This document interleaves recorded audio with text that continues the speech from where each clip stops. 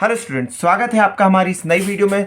जैसा कि मैंने आपको पिछली वीडियो में वादा किया था कि अगली वीडियो में रेजिस्टेंस आइडेंटिफिकेशन की लेकर आऊँगा, तो स्वागत है आपका इस वीडियो में, जिसमें आज हम देखेंगे कि रेजिस्टेंस की वैल्यू को कैसे आइडेंटिफाई करें उसके कलर कोड से। ऐसा कई बार हुआ होगा आपके साथ कि आपके पास बहुत सारे रेजिस्टेंस हैं, मगर उनकी वैल्यू को आइडेंटिफाई करने में आपको काफ़ी कॉम्प्लिकेशन का सामना करना पड़ा होगा, जबकि आपके पास मल्टीमीटर अवेलेबल नहीं हो। तो उस प्रॉब्लम को कैसे सॉल्व किया जाए? तो सॉल्व करना बहुत आसान है। उसमें आपको कुछ नहीं करना है। रेजिस्टेंस के ऊपर ऑलरेडी उनके कलर कोड्स होते हैं, तो आपको सिर्फ उनके कलर कोड्स को सीखना है कि किस प्रकार से हम इन कलर कोड्स की मदद से रेजिस्टेंस की जो वैल्यू है वो आइडेंटिफाई कर पाएँ।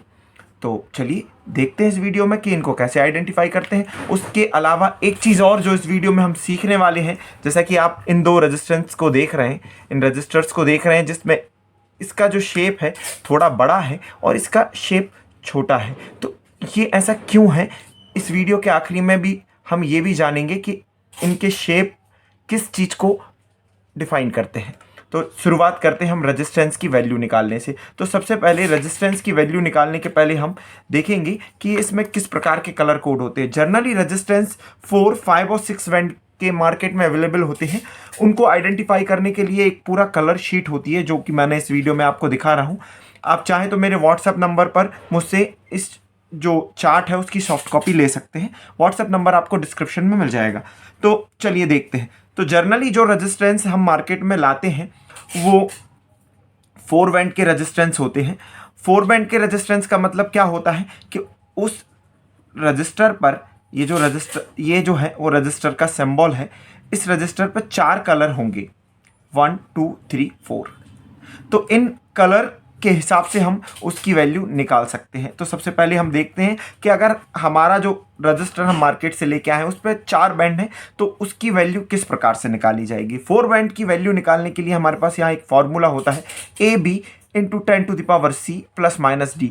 यहाँ पर जो D होता है वो टॉलरेंस का दिखाता है कि ये जो रजिस्टर है उसमें कितनी टॉलरेंस है, मतलब वो कितना पॉजिटिव नेगेटिव उसकी वैल्यू फ्लक्चुएट कर सकती है। तो हमारे पास एक रेजिस्टेंस है, यहाँ पर हम देखते हैं, इसको हम आइडेंटिफाई करते हैं। आइडेंटिफाई करने के लिए हम देखते हैं, इस पर मेरे पास एक रजिस्टर हो सकता है कैमरा के कारण आपको इसके कलर प्रॉपर ना दिखें, मगर फिर भी मैं आपके लिए पढ़ के दिखाता हूँ। इसमें पहला कलर है, यहाँ से हम देखते हैं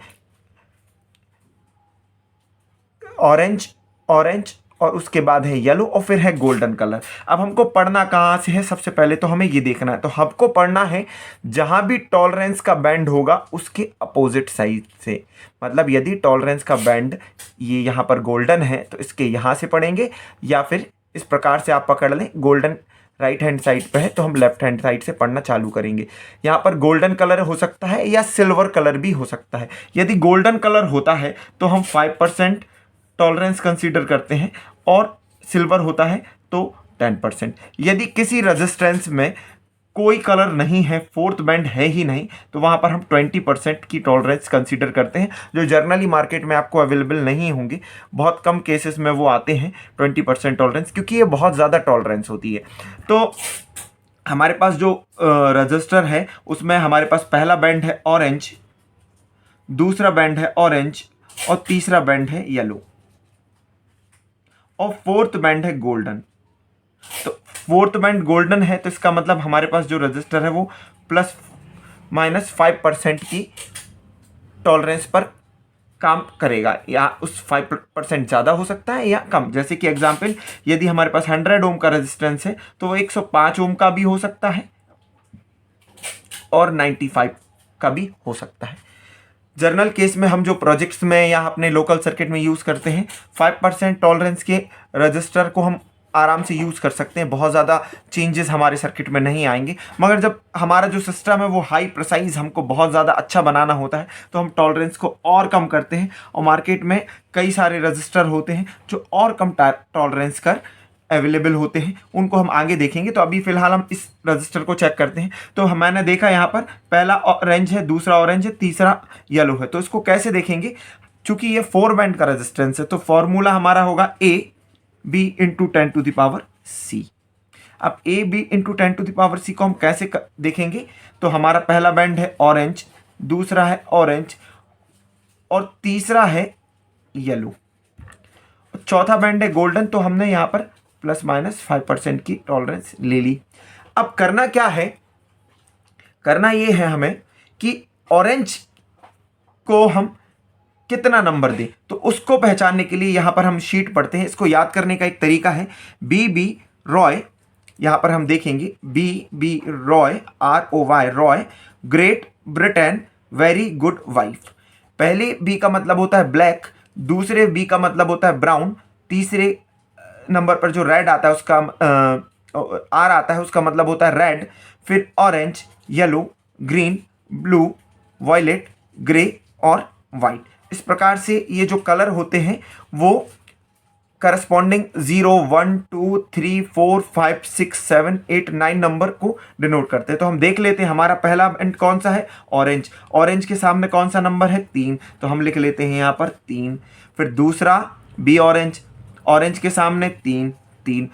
और फिर हमारा जो तीसरा बैंड है वो है येलो, तो येलो के सामने 4, तो हम इंटू 10⁴ कर देंगे और ±5% तो हम निकाल ही चुके हैं गोल्डन कलर से। तो ये क्या हो जाएगा 33 मल्टीप्लाई बाय 10⁴ ±5%। अब हम इसको कुछ इस तरीके से भी लिख सकते हैं 330 इंटू 10⁻3।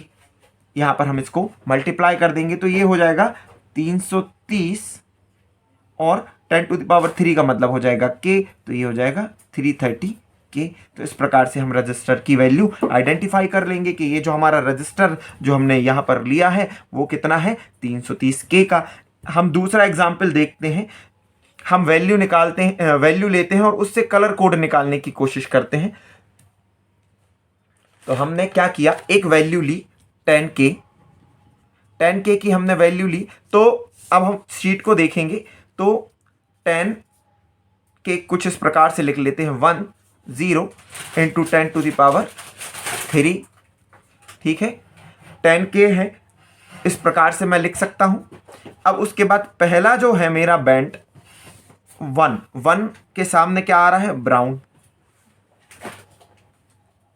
फिर 0 के सामने ब्लैक, और फिर मेरा 10 क्या है, ऑरेंज। और तो हमारा जो 10K का रजिस्टर है उसमें जो कलर कोड होना चाहिए वो होना चाहिए ब्राउन, ब्लैक, ऑरेंज। तो जब हमें 10K की रेजिस्टेंस की जरूरत है तो हम क्या करेंगे, ऐसा रजिस्टर लेंगे जिसमें पहला बैंड ब्राउन होगा, दूसरा ब्लैक और तीसरा ऑरेंज। टॉलरेंस अगर 5% होगी तो हमें गोल्ड कलर का रजिस्टर मिल जाएगा जिसमें फोर्थ बैंड गोल्ड होगा, और अगर 10% होगी तो सिल्वर वाला मिल जाएगा। तो उससे हमें कुछ खास फर्क प्रोजेक्ट्स में पड़ने वाला नहीं है। जब ज़्यादा अच्छे सिस्टम होते हैं ये तो टॉलरेंस और कम हो जाती है। तो ये तो हो गया जब हमारे पास 4 बैंड का रजिस्टर है।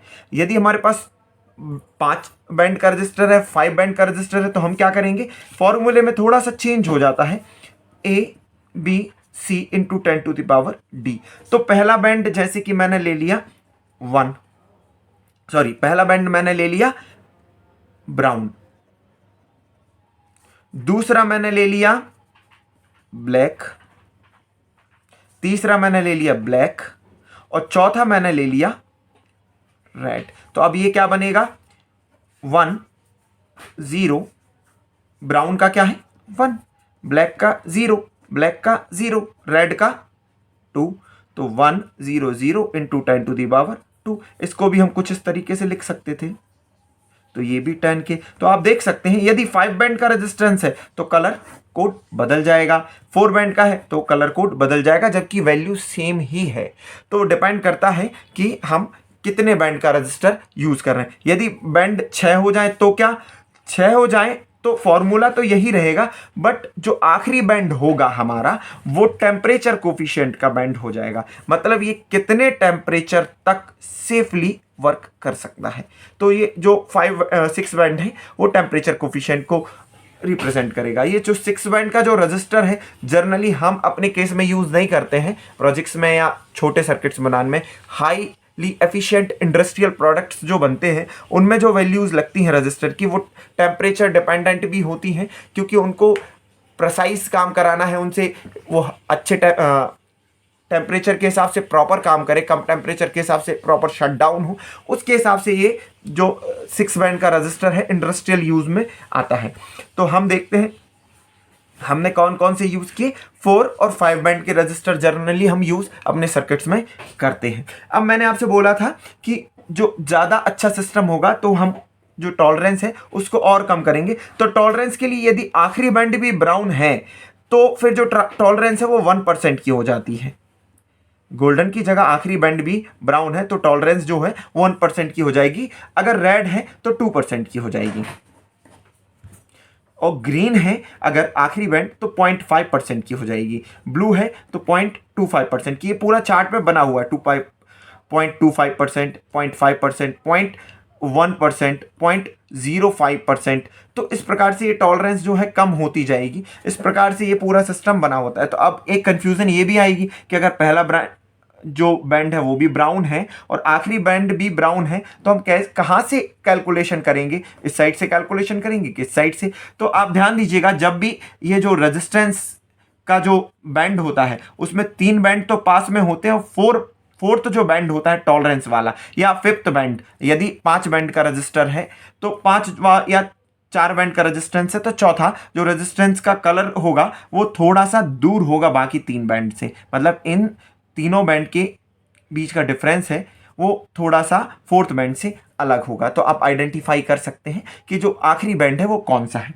अब मैंने इस वीडियो के शुरू में बोला था आपसे कि यहाँ पर हमने कुछ छोटे साइज के और कुछ बड़े साइज के रेजिस्टेंस भी देखें। तो ये क्या है, इनको भी समझना बहुत ज़्यादा ज़रूरी है। तो ये पावर रेटिंग को दिखाते हैं कि ये जो रजिस्टर है इसका जो शेप है वो पावर रेटिंग को दिखाते हैं कि जैसे ये वाला है, ये इसकी जो पावर हैंडलिंग कैपेसिटी जो है वो कम होगी इससे, इसकी कम होगी इससे। तो जितना ज़्यादा बड़ा सेफ उतना ज़्यादा पावर हैंडलिंग कैपेसिटी। तो इसको भी एक शीट के थ्रू हम आइडेंटिफाई करेंगे। जो 1/4 वॉट के जो रेजिस्टेंस होते हैं जिनकी पावर हैंडलिंग कैपेसिटी 1/8 वॉट होगी वो सबसे छोटे होंगे, जैसे कि ये वाले। 1/4 वॉट के जो होंगे वो उससे बड़े होंगे। फिर 1/2 वॉट के आएंगे जो उससे थोड़ा और बड़े होंगे 1 वॉट, और फिर ये 2 वॉट के रेजिस्टेंस होंगे। तो ये जो पावर हैंडलिंग कैपेसिटी है इसको भी आइडेंटिफाई करना बहुत ज़रूरी है। आप एक बात समझिएगा, हो सकता है कि रेजिस्टेंस की वैल्यू 10 ओम ही हो मगर उनकी पावर रेटिंग बदली जा सकती है। जैसे कि हो सकता है 10 ओम 1/8 वॉट का रेजिस्टेंस आपके पास हो और 10 ओम 1/4 वॉट का हो सकता है ये 2 वॉट में भी हो। तो वैल्यू तो सेम ही है मगर इनकी पावर रेटिंग बदल जाएगी। तो इसका क्या उपयोग है हमारे सर्किट में, सीधा सा एक एग्जांपल से समझते हैं कि जैसे कि कोई पर्सन है जिसकी खाने की कैपेसिटी जो है वो 2 रोटी की है, किसी की 4 की है, किसी की 6 की है, किसी की 8 की है। तो यदि 2 रोटी खाने वाले को हम 4 रोटी खिला दें तो क्या होगा, उसको वॉमिटिंग होने के चांसेस ज़्यादा हो सकते हैं। मगर 4 रोटी खाने वाले को 2 खिला देंगे तो क्या होगा, उसको वॉमिटिंग नहीं होगी। हो सकता है कि उसमें थोड़ी एनर्जी कम हो, वो पावर, उसकी जो बॉडी की पावर है उसको ज़्यादा कंजप्शन करना पड़े, मगर वो उसकी तबीयत खराब नहीं होगी। वैसे ही सर्किट में है, यदि सर्किट की रिक्वायरमेंट है कि हमारा जो सर्किट का है वो पावर कंजप्शन उसका 1/2 वॉट है और हम वहाँ पर 1/8 वॉट का रजिस्टर लगा दें तो क्या होगा, ये जो रजिस्टर है ये जल जाएगा, खराब हो जाएगा। जबकि रिक्वायरमेंट तो हमको थी 1/8 वॉट की और हम लगा दें 1/4 वॉट का, तो रजिस्टर जलेगा नहीं मगर थोड़ा सा पावर ज़्यादा यूज़ करेगा सर्किट का, मगर हमारा सर्किट काम करेगा। तो एक चीज़ हम बहुत अच्छे से समझ जाएं कि यदि हमको ज़्यादा पावर रेटिंग की ज़रूरत है तो हमको कम पावर रेटिंग वाला रजिस्टर नहीं लगाना है, हमको उससे ज़्यादा या उसी वैल्यू का रेटिंग वाला रजिस्टर लगाना है। तो हम जर्नली मार्केट में जो अवेलेबल होते हैं 1/4 वॉट के रजिस्टर होते हैं जो कि हम इलेक्ट्रॉनिक प्रोजेक्ट्स में यूज़ करते हैं। उससे छोटे भी आते हैं 1/8 वॉट के, उससे बड़े भी आते हैं 1/2 वॉट के। तो जर्नल पर्पस जो हम यूज़ करते हैं वो 1/4 वॉट, इसको क्वार्टर वॉट रजिस्टर भी बोलते हैं। 1/2 वॉट को हाफ वॉट रजिस्टर भी बोलते हैं। 1 वॉट, 2 वॉट और 5 वॉट के रेजिस्टेंस भी मार्केट में अवेलेबल होते हैं। हम अपने सर्किट के यूजेस के हिसाब से इनको अलग अलग तरीके से यूज़ कर सकते हैं। तो इस वीडियो में इतना ही। आगे आने वाली वीडियो में हम कंपोनेंट को आइडेंटिफाई करना सीखेंगे। हम चाहें तो रजिस्टर को मल्टीमीटर के थ्रू भी आइडेंटिफाई कर सकते हैं कि उसकी वैल्यू कितनी है। रजिस्टर को मल्टीमीटर के थ्रू कैसे आइडेंटिफाई करें, ये हम आने वाली वीडियोस में देखेंगे। यदि इस पूरे ट्यूटोरियल में आपको कोई डाउट है तो आप कमेंट सेक्शन में या हमारे व्हाट्सएप नंबर पर हमसे संपर्क कर सकते हैं।